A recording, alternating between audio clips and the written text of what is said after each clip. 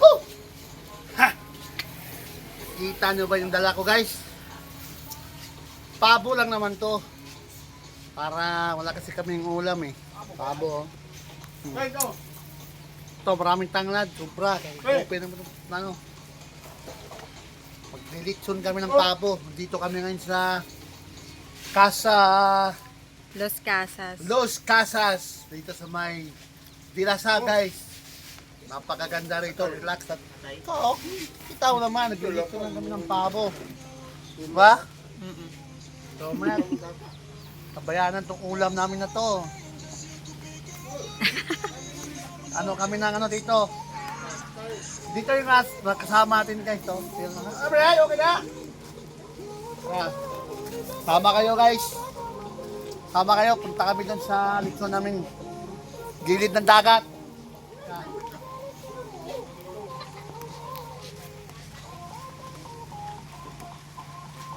Sana?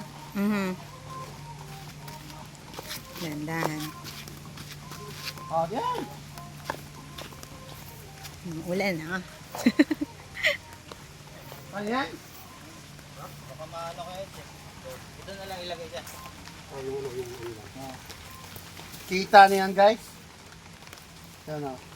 Hindi, ito lang lang. Oo nga, pasok dyan. Nalukay sa buhangin. Ba?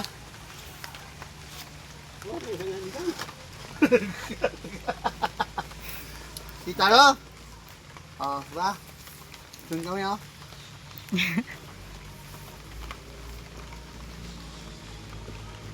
Ilalim mo muna.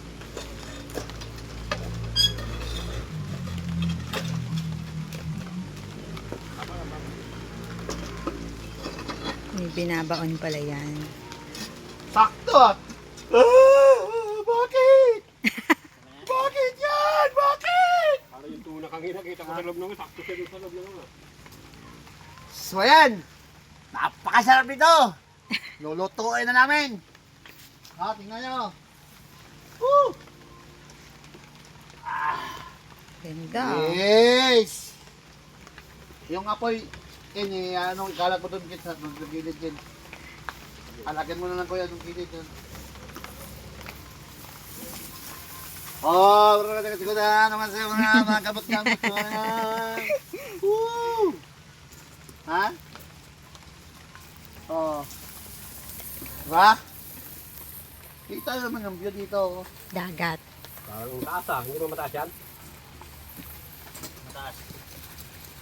Tama lang yan. Para hindi maahat. Guys. Oh. Naligo daw sila eh. Yes.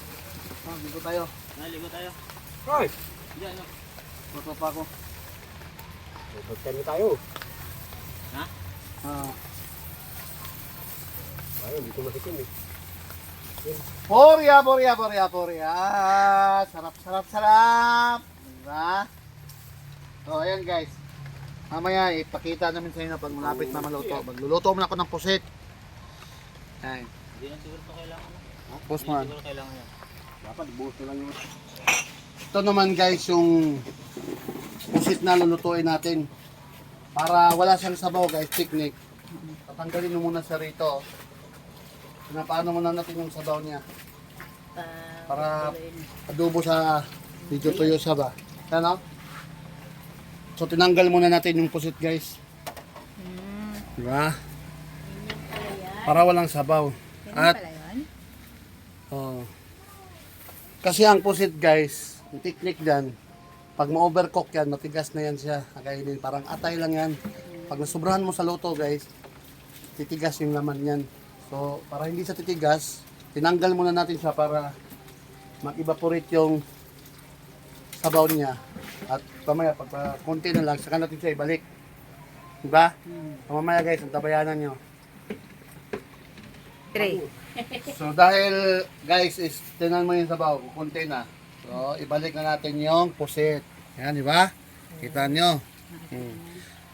Para yung adobong pusit nyo hindi magiging pinula. Di ba? So yan technique yan guys ha. Ganun pala yun. Galing ah. Di ba?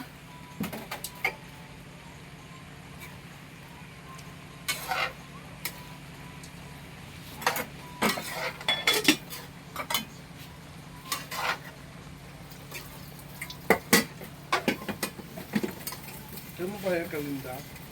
Ganun daw yun. Nakuha ka lang ng technique natin, te. Oo, nakakuha na naman ng technique, di ba?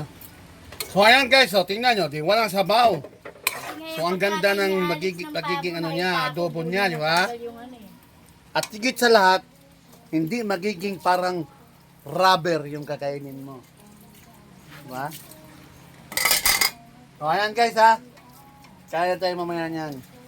So, see you na sa kainan. Abangan ang susunod na kabanata. Mamaya pa kayo. At dahil dyan, titisting tayo guys. Mamaya pa kayo yung Oo. diesel train. Yung sa lab-lab. Ah. Ano? Ito.